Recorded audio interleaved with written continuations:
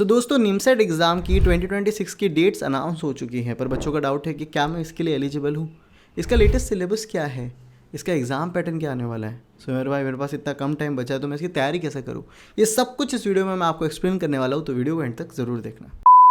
क्या हाल है दोस्तों, welcome to last moment tuitions. मेरा नाम सुमेश सिंह राजपूत है। आज की वीडियो में निमसेट की जो लेटेस्ट रजिस्ट्रेशन डेट आ गई है, एग्जाम डेट अनाउंस हो चुकी है, वो सब कुछ मैं आपको बताने वाला हूँ। इस वीडियो में हम क्या क्या कवर करेंगे मैं आपको बताता हूँ। पहले तो मैं आपको एक ओवरव्यू बता दूंगा, जिनको निमसेट एग्जाम के बारे में नहीं पता वो बता देता हूँ।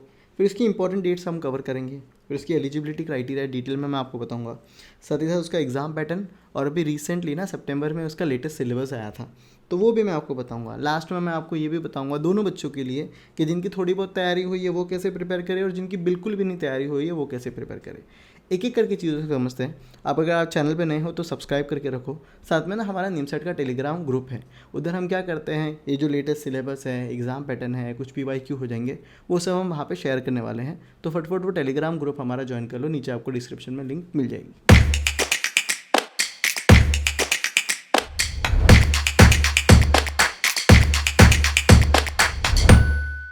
तो चलो भैया वीडियो शुरू करते हैं। सबसे पहली चीज़ है कि निमसेट एग्जाम जिनको नहीं पता तो मैं 2 लाइन में 2 मिनट में बता देता हूँ।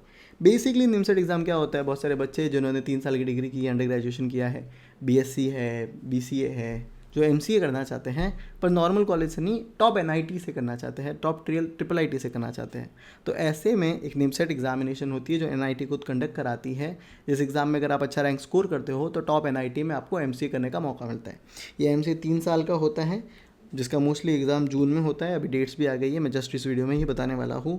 और भैया अगर आप टॉप NIT से अपना MCA करते हो तो जो अपॉर्चुनिटीज़ मिलती है, जो प्लेसमेंट ग्रोथ रहती है, वो नेक्स्ट लेवल होती है। मैं खुद NIT में जाके सेमिनार्स लिया हूँ, और जब मैंने वो चीज़ें देखी, भाई क्या इनकी अलग अलग कम्युनिटीज़ होती है, अलग अलग इनके ग्रुप्स होते हैं, इतना आपको एक्सपोजर मिलेगा, इतना सीखने मिलेगा ना, जो नेक्स्ट लेवल होगा, जो आपको एक Tier 3 कॉलेज में MCA करने से बिल्कुल नहीं मिलने वाला। तो एक बहुत अच्छी अपॉर्चुनिटी है, पर इसमें रैंक अच्छा स्कोर करना पड़ता है। निमसेट एग्जाम में अगर आप अच्छा रैंक स्कोर करते हो तो आपको टॉप NIT मिलती है। टोटल इनकी 1300 सीट्स इस बार ये लोग अवेलेबल करा रहे हैं। ओके, समझा। आगे बढ़ते हैं इंपॉर्टेंट डेट्स पे कि भैया इसकी इंपॉर्टेंट डेट्स क्या है। सबसे पहले जो इनकी अनाउंसमेंट थी वो 2 तारीख को होने वाली थी, पर पहले ही इन्होंने रिलीज़ कर दिया है। अभी इनकी जो रजिस्ट्रेशन है वो 3 मार्च 2026 को स्टार्ट हो जाएगी। 3 मार्च 2026। ओके, कब तक आप, लास्ट डेट क्या है इसका फिल करने का, 1 मई 2026। 1 मई 2026 को आप फिल कर सकते हो 5 बजे तक, पर मैं कहूँगा इतना लेट मत करना, जितने जल्दी हो सके आराम से फिल करना। फिल फॉर्म में गड़बड़ मत करना, वरना पूरे साल मेहनत की और इधर गड़बड़ कर दी तो दिक्कत हो जाएगी। अगर आपको नहीं समझ रहा तो कमेंट करो रजिस्ट्रेशन वीडियो, मैं आपके लिए रजिस्ट्रेशन वीडियो लेके आ जाऊँगा। इतना समझा? ओके। उसके बाद क्या होगा, आपको एक एडमिट कार्ड होगा भैया। तो एडमिट कार्ड आपका आएगा 27 मई से लेके 6 जून के बीच में आपको आपका एडमिट कार्ड मिल जाएगा। एग्ज़ाम कब होने वाली है? एग्ज़ाम आपकी होने वाली है 6 जून 2026, 2 बजे से 4 बजे के बीच।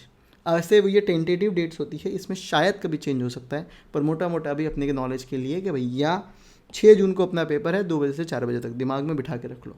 उसके बाद ना ये लोग आंसर की अपना रिलीज़ करते हैं। अगर आपको लगता है कि इनकी आंसर की में गड़बड़ है तो आप उसको चैलेंज कर सकते हो। 10 जून से 11 जून के बीच में ये चीज़ होती है।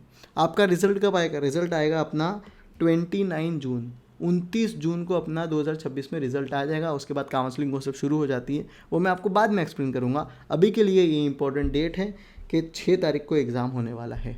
और रजिस्ट्रेशन कब, लास्ट डेट क्या है अपना, 5 तारीख लास्ट डेट है। 5 मई अपना क्या है, लास्ट डेट है। इतना क्लियर हो गया? ओके। अब आ जाते हैं, बहुत सारे बच्चों को एलिजिबिलिटी की डाउट्स है कि क्या मैं एलिजिबल हूँ, कौन एलिजिबल है। तो बेसिकली अगर आपने BCA किया है और आपके 60% मार्क्स हैं, या फिर एग्रीगेट 6.5 CGP है 10 पॉइंटर में से, तो आप इसके लिए एलिजिबल हो। अगर आप दूसरे जैसे SC ST PWD से हो तो आपको 55% मार्क्स चाहिए और 6 CGP चाहिए आउट ऑफ 10 के स्केल में, तो आप इसके लिए एलिजिबल हो।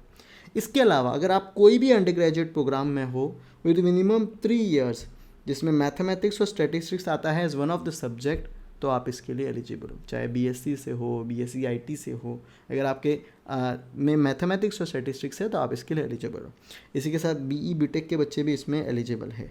तो आप बोलोगे भैया वैसे भी BCA वालों की आप जॉब खाते हो और उसके बाद भी BE BTech वाले आप MCA में के लिए निमसेट भी दोगे। मैं बताना चाहता हूँ भैया, इस तरह से कंपटीशन है ना, बहुत सारे लोग निमसेट भी देते हैं। अब मेरी बात समझ रहे हो? तो आप भी एलिजिबल हो अगर आप BE BTech के बच्चे हो। इतना क्लियर है? ओके। अब आ जाते हैं इसका एग्ज़ाम पैटर्न क्या है। तो एग्ज़ाम पैटर्न में कोई चेंजेस नहीं है। टोटल आपके 4 सेक्शन होते हैं। मैथमेटिक्स होता है, एनालिटिक होता है, कंप्यूटर अवेयरनेस होता है, जनरल इंग्लिश होता है। 2 घंटे का पेपर होता है। टोटल पेपर होता है अपना 1000 मार्क्स का। 120 क्वेश्चन आते हैं। मैं आपको बता देता हूँ, मैथमेटिक्स में 50 क्वेश्चन आते हैं। एक राइट अगर आपका होता है तो 12 मार्क्स मिलते हैं, रॉन्ग है तो नेगेटिव मार्किंग है, 3 मार्क्स आपके रॉन्ग पे कटते हैं। और 600 मार्क्स का मैथमेटिक्स पेपर होता है। सबसे स्ट्रॉन्ग, सबसे ज़्यादा अपना मार्क्स किसके हैं? मैथमेटिक्स के। उसके बाद एनालिटिक एबिलिटी एंड रीजनिंग होता है, उसके टोटल 40 क्वेश्चन आते हैं। राइट हुआ तो 6 मार्क्स मिलते हैं, रॉन्ग हुआ तो 1.5 मार्क्स कट होता है, टोटल 240 मार्क्स। सेकंड सबसे ज़्यादा वेटेज वाला है एनालिटिक एंड रीजनिंग। उसके बाद क्या आ जाता है? उसके बाद आ जाता है कंप्यूटर अवेयरनेस। 20 क्वेश्चन आते हैं। राइट आने पे 6 मार्क्स मिलेगा, रॉन्ग आने पे 1.5 मार्क्स कटेगा, 120 मार्क्स उसके होते हैं। लास्ट जो आता है वो है जनरल इंग्लिश। 10 क्वेश्चन होते हैं, 4 राइट आने पे मिलते हैं, 1 रॉन्ग आने पे कटता है, टोटल 40 मार्क्स होते हैं। 120 क्वेश्चन होते हैं, 1000 मार्क्स का पेपर होता है। ओके, लेटेस्ट सिलेबस मैं आपके सामने रख देता हूँ, जो बीच में चेंजेस आए थे। बीच में चेंजेस अगर आप कह सकते हो तो यह है कि जो वेक्टर था वो अपना रिमूव कर दिया गया। तो अभी आपको set theory, logic, probability and statistics, algebra, coordinate geometry, calculus और ट्रिग्नोमेट्री मिलेगा। मैं सिलेबस की अच्छे से कॉपी मैं अपने टेलीग्राम ग्रुप में डाल दूंगा, तो अब तक ज्वाइन नहीं किया तो कर दो। मैथ्स का सिलेबस आपके सामने ये है। उसके बाद आ जाते हैं एनालिटिक एबिलिटी और लॉजिकल रीजनिंग। अगर आप इसमें देखोगे तो वही blood relation, coding, decoding, direction, sitting arrangement, critical thinking, data interpretation, numerical reasoning, ये सारे अपने कौन से एप्टीट्यूड है। अगर आप प्लेसमेंट के लिए कभी प्रिपेयर किए हो तो एप्टीट्यूड इस तरह से आता है, वैसे ही एप्टीट्यूड आपको इधर पूछा जाएगा। थोड़ा इसकी डिफिकल्टी ज़्यादा होगी पर एप्टीट्यूड वही होता है। उसके बाद आते हैं जनरल इंग्लिश, जिसमें रीडिंग कम्प्रिहेंशन हो गया, अगर आप देखोगे तो वर्ड फॉर्मेशंस हो गया, मीनिंग्स ऑफ वर्ड हो गया, टेक्निकल राइटिंग हो गया, ये सारा आता है अपना जनरल इंग्लिश में। ये उसका सिलेबस है। इतना क्लियर है? सिलेबस समझ में आ गया? ओके। और ये अपना कंप्यूटर अवेयरनेस का सिलेबस है। कंप्यूटर अवेयरनेस में पहले कंप्यूटर बेसिक्स था, फिर डेटा इंटरप्रिटेशन था, अभी 3 चीज़ें और ऐड कर दी हैं। कंप्यूटर हार्डवेयर आ गया है, कंप्यूटर सॉफ्टवेयर आ गया है और इंटरनेट और ईमेल आ गया है। इतना क्लियर हुआ? ये कुछ चेंजेस है, मैंने आपके सामने रख दिए। अब आ जाते हैं सवाल कि सुमेर भाई तैयारी कहाँ से करनी है और तैयारी कैसे करनी है। 3 महीने बचे। तो मैं आपको एक ना बहुत कड़वा सच बताऊँ, आप में से बहुत से लोग होंगे कि भैया 1 घंटा प्रिपेयर करने के बाद या कुछ हैक बता दो ना यार कि मेरी तैयारी हो जाए फट से और मैं टॉप 10 में या फिर टॉप 100 में रैंक्स कर लूँ। तो कड़वा सच ये कि कोई शॉर्टकट नहीं है। तो सोच रहा है कि मैं कुछ जुगाड़ बता देगा सुमेर भाई और हो जाएगा, तो नहीं होगा। मेरी बात समझ रहे हो? तो यहाँ पे 2 टाइप के लोग होंगे। ऐसा इंसान जिसकी प्रिपरेशन उसने पहले से शुरू की थी, और ऐसा इंसान है जिसने जो 0 से शुरू कर रहा है। मैं आपको दोनों के लिए रोड मैप आपके सामने रख देता हूँ। जिसने पहले से प्रिपरेशन की है ना, आप अभी भी अगर दिन का 4-5 घंटा अच्छे से प्रिपेयर करो, 6 घंटे तक प्रिपेयर करो, तो आप आराम से इसको फोड़ सकते हो, क्योंकि आप पहले से पढ़ रहे हो। आपके अगले जो 1.5 महीना होना चाहिए वो होना चाहिए रिविजन पे। आप समझ रहे हो? जितना भी आपने अच्छे से पढ़ा है उसको 1.5 महीने में रिवाइज करो, जिसमें मैथ्स भी होना चाहिए, रीजनिंग भी होना चाहिए और साथ में कंप्यूटर और इंग्लिश होना चाहिए। बाकी जो 1.5 महीना होना चाहिए वो आपका होना चाहिए प्रीवियस ईयर क्वेश्चंस को सॉल्व करो और मॉक टेस्ट दो। क्योंकि ये ना एक्यूरेसी कितना, आप कितने कम टाइम में कितना ज़्यादा सॉल्व कर पाते हो और सही सॉल्व कर पाते हो, ये पूरा गेम वो है। कॉम्पिटिटिव एग्जाम टाइप में होता है। आप समझ रहे हो? तो आपको ये रोड मैप फॉलो करना है। दूसरा है कि यार मैं तो 0 से शुरू कर रहा हूँ, तो क्या 0 से शुरू करने वाला 3 महीने में नहीं क्रैक कर सकता? मैं कह रहा हूँ 1000 में से या फिर 2000 में से कुछ लोग कर सकते हैं, सब नहीं कर पाएंगे। पर उसके लिए आपकी डेडिकेशन बहुत मैटर करती है। अभी आप सोच रहे हो मैं 4-5 घंटे पढ़ूंगा, तो नहीं होगा।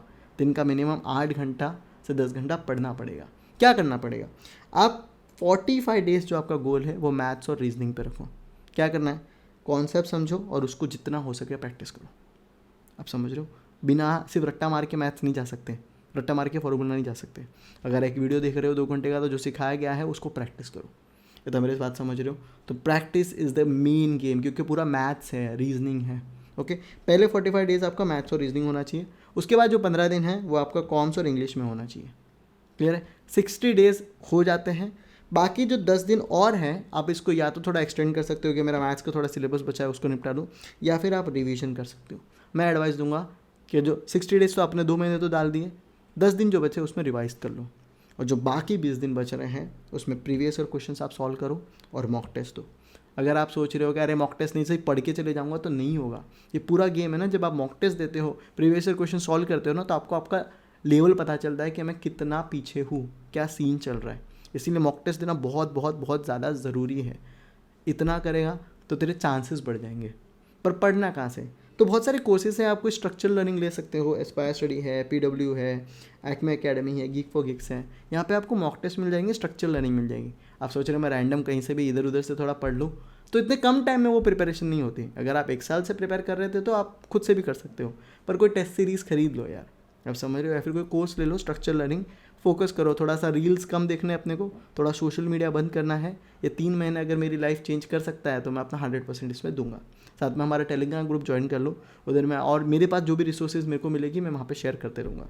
ठीक है, that's it for today's video. अगर आपको वीडियो अच्छी लगी तो आप अपना कमेंट बता सकते हो कि आपको अच्छी लगी, क्या सीन है, और अगली वीडियो कौन सी चाहते हो वो बताओ। Thank you so much, have a nice day.